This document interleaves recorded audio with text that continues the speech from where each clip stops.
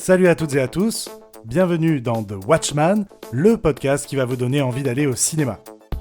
I like it. Je ne suis qu'amour.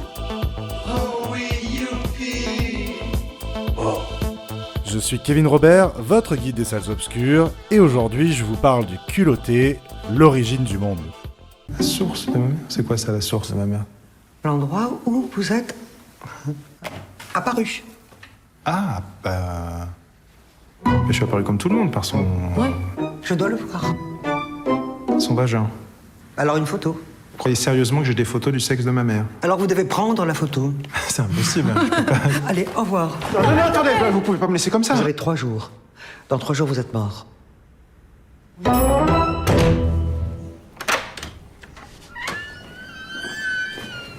Bonjour maman.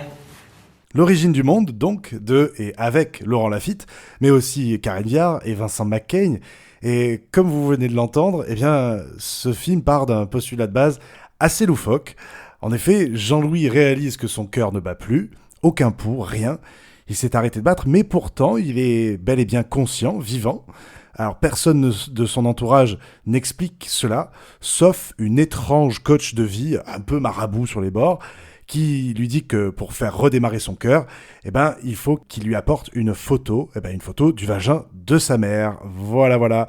De ce point de départ complètement absurde et perché, eh ben, Laurent Lafitte en fait une comédie complètement barrée.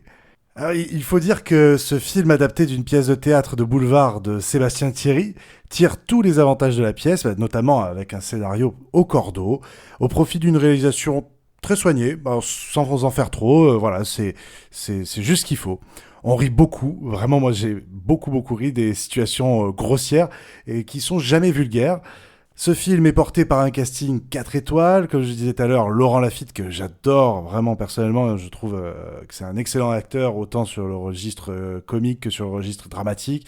On a pu le voir à l'œuvre dans Elle de Paul Verhoeven, avec Karine Viard et Vincent McCain aussi, j'aime beaucoup, notamment dans le film La Loi de la Jungle. Regardez La Loi de la Jungle, c'est vachement bien, vous allez kiffer. Et dans ce film, ils sont tous les trois, tous aussi délicieux les uns que les autres.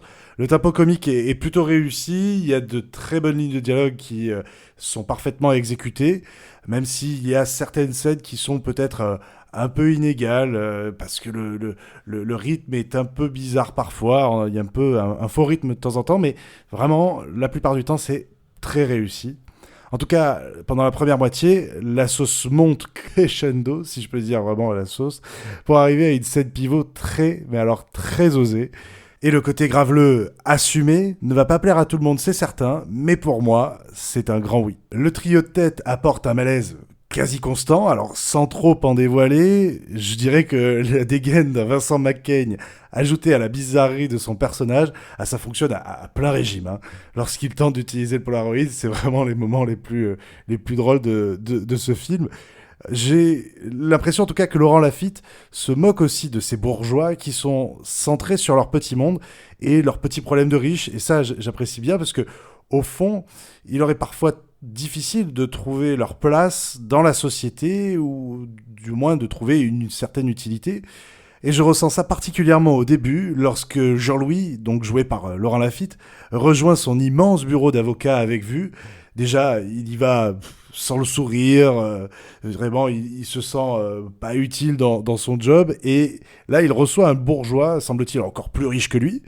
Et Laurent Lafitte se fout royalement de la vidéo amateur de sa fille qui tourne, vraiment sans mauvais jeu de mots, sur les réseaux sociaux. Et c'est là que Laurent Lafitte fait preuve de malice, puisqu'il grossit les traits des personnages, il les caricature et les ridiculise, mais sans pour autant mettre de la distance avec le spectateur. C'est assez malin de sa part. Et il réussit à adapter cette pièce qui se rapproche parfois du burlesque, parfois aussi de certaines comédies américaines comme celle des frères Farrelly, notamment Marie à tout prix, Food Irene, Dumb and Dumber, qui sont des films que personnellement j'adore. Alors, il n'aura peut-être pas le succès qu'il mérite, malgré son logo estampillé Cannes 2021. La faute, certainement, à une certaine radicalité, un aspect quand même très subversif, qui peut se rapprocher parfois d'un Nicolas Bedos. Ceci étant, je recommande bien volontiers car au-dessus du lot des comédies françaises sans goût que l'on peut souvent nous proposer. Je vous remercie de m'avoir écouté, je vous retrouve très vite pour de nouvelles aventures cinéphiles. En attendant, allez voir des films en salle au cinéma. Salut! C'était fabuleux.